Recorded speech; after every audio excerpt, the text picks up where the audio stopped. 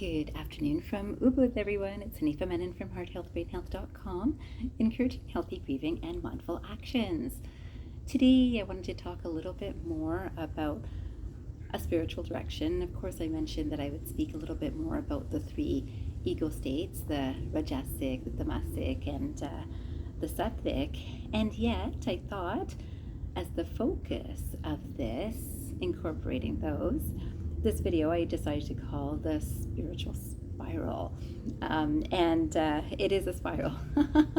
It's an interesting thing because life is like that. That oftentimes we will find that we are repeating things that we think we've been through before. So we could think of that as a circle, yet at the same time, we always move just a little bit beyond. So let's say we go through the same experience that we've been through before.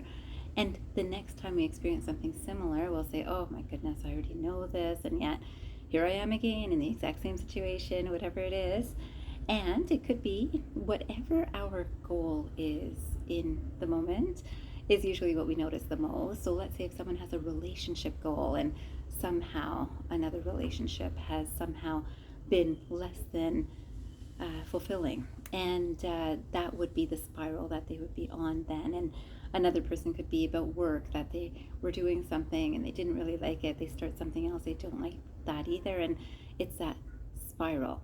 And life is like this. And when we think about those three gunas, it's very much like that too. So we can think of, again, someone who is in that space of, I really want to finish things, but I just can't seem to get anything done. I just don't have the energy for it. And that's that tamasic state. And it's probably not the first time they've been quite aware of that. And remember, we have all three all the time, yet it's where we put our focus and our attention. The Rajasic state might be, oh, I've done so much. I think I've done too much. And I always do this. I always say I'll do a little bit less, and I always do too much. And now, either my body feels it or my mind feels it, or I can't sleep. I've got some symptom because I've done a little too much. And that's Rajasic spiral. And then there's the Sattvic spiral, which I wanted to bring attention to today because there is a Sattvic spiral too. Imagine the person who really likes to read, and let's say it is even about spirituality, or let's say they like to learn or listen to lectures or go to courses or even go to retreats or anything, but they've gone through different retreats. I remember meeting someone at that Eckhart Tolle learning that I did for 6 months, and one of the gentlemen that I met had said that he's been to 7 of the speakers' retreats. They're not retreats really, they're learning sessions, but weeks away. So sometimes in Greece and sometimes in a different country and sometimes in the States, whichever different places. And he was so happy to share that. And I said, wow, you really didn't get it the first time. And I was so egoic of myself to say, but it was really just in humor and light-hearted fun. But of course, many of us could recognize this in a spiritual cycle too, that we repeat the things that are drawing our attention, and many people will repeat. So maybe it won't be the exact same speaker, they'll repeat learning. So now we've learned something a little bit more and something a little bit different, and many of us have learned many things in spirituality. And then it's the action of it that matters. And so today I thought I'd talk about a few quotes about this too. And this first one comes from Herman Hesse, and it's from a book called Siddhartha. And Siddhartha Gautama was actually the original name of Buddha, from what I understand too. So it says, we have learned so much, there still remains much to learn. We are not going in circles, we are going upwards. The path is a spiral, we have already climbed many steps. And isn't this lovely? Because again, every time you repeat a spiral, you repeat a circle, you think I'm at the same spot. You're not. We are not. We are not at the same spot. We are at a spot that's just a little bit beyond the space that we were at before. And that space is dependent on the choices we've made every step of the way, because in any spiral, we've always got the ability to move upwards or down, because those are spirals. So we could even slide downwards or we can move upwards, but moving upwards on a spiral takes some very steady footing and steps, and moving downwards really just means letting go. Literally, we might slide down a spiral, so it doesn't even have to be a staircase. It could be just a slide, and that's what it feels like if someone is moving downwards. And it feels kind of easy that I know how to do this. I'm good. So anytime we feel like I'm good, we're maybe on a landing, and we always have that choice for the next step, upwards or downwards. And on that note, I thought I would share this great quotation that I came across. And unfortunately, I do not have an author for this one, but I know it's from Vedic tradition, and Vedic tradition has affected strongly, of course, many religions in the world in general, but specifically Hinduism and Buddhism. And so this statement, again, is from Vedic learning. It says, like all paths, spiritual or religious path is also spiral. You may be going downwards or upwards. Many spiritual or religious people pick up more and more dark crap every day, ideas, theories, systems, crazy groups, etc., and sink under its weight. You are going upwards only if you are letting go of things and getting lighter each day. At one point, you have to let go of gods and scriptures too. And this is a big statement. So many people would understand this idea from a Buddhist perspective, because there's really not a focus on a God. There's a focus on the void, which is a space of creation, which also, if we look at anyone who focuses on God in any religion, any spiritual tradition, it's this space of a higher energy. And when we're looking at things like meditation or oneness and merging with divine consciousness, this whole idea is about understanding that space. In Hinduism, or in Sanskrit at least, it's known as this term Tattvam Asi, I am that, and meaning I am that divine is through me. And so when we're trying to align with this, we might wonder why would we try to align with this? And of course, it's a wonderful way for us to overcome the ego, is to align with divinity. Divinity gives us energy for the ego too, which hopefully you understood from my last lecture in YouTube, at least lecture, my last YouTube video, that literally it was talking about ahankar and how the soul, the atman, is also in the same space as the ego space, even in our deep sleep.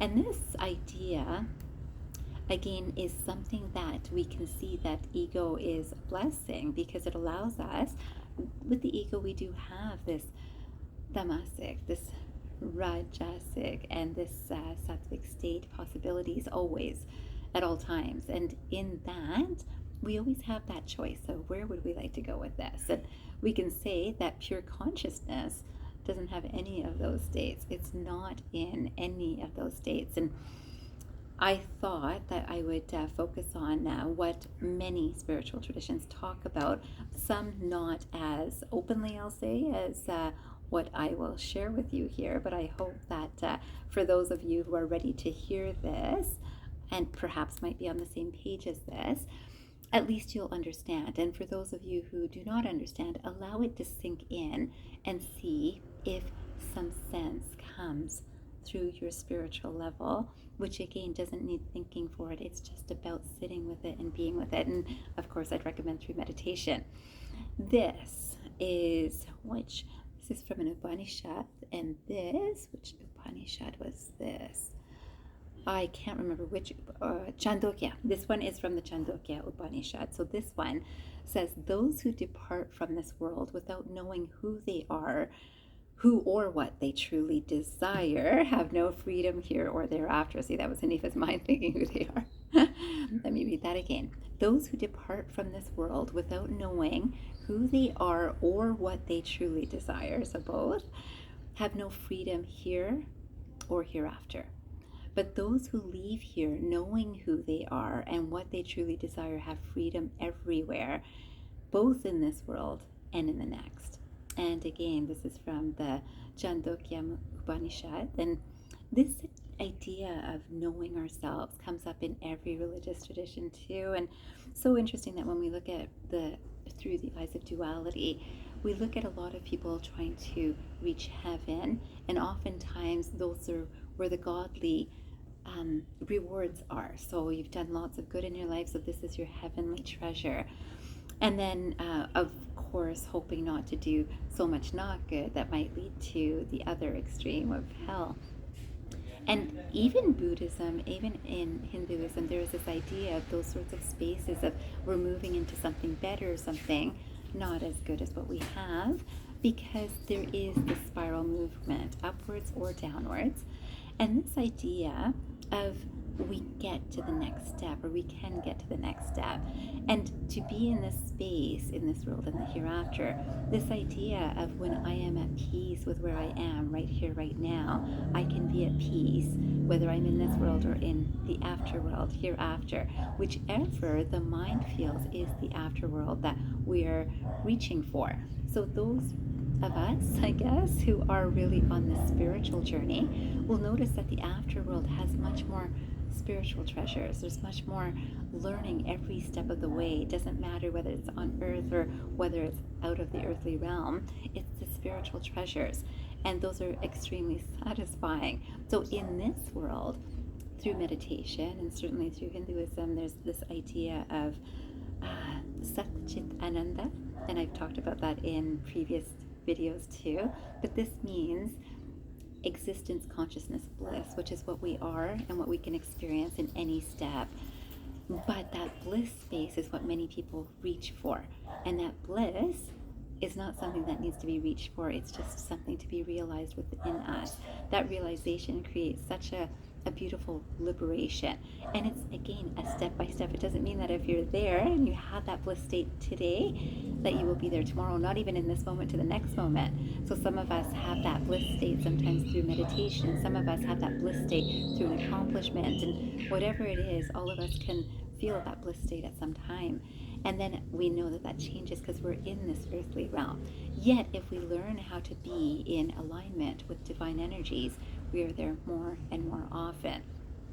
So this last quotation I wanted to finish with today, it says, bliss is 100-fold greater than the satisfaction of a desire.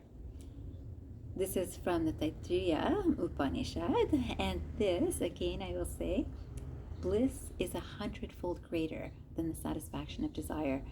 And if you've ever had this feeling of bliss, again, you will have it through various experiences that you are seeking. So I really want to accomplish this today. When I experience it, I feel bliss in this moment. When I do not experience it, I might not.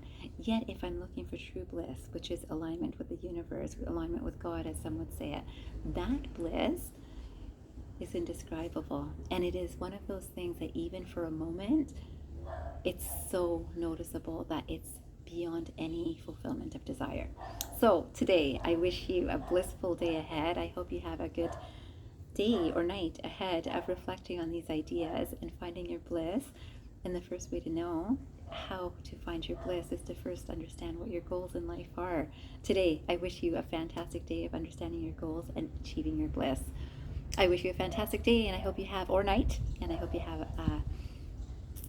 a good, blissful experience of knowing who you are, here and always, the everlasting you. Make sure you remember, transform your mind and transform your life. Have a great day, everyone. Bye-bye.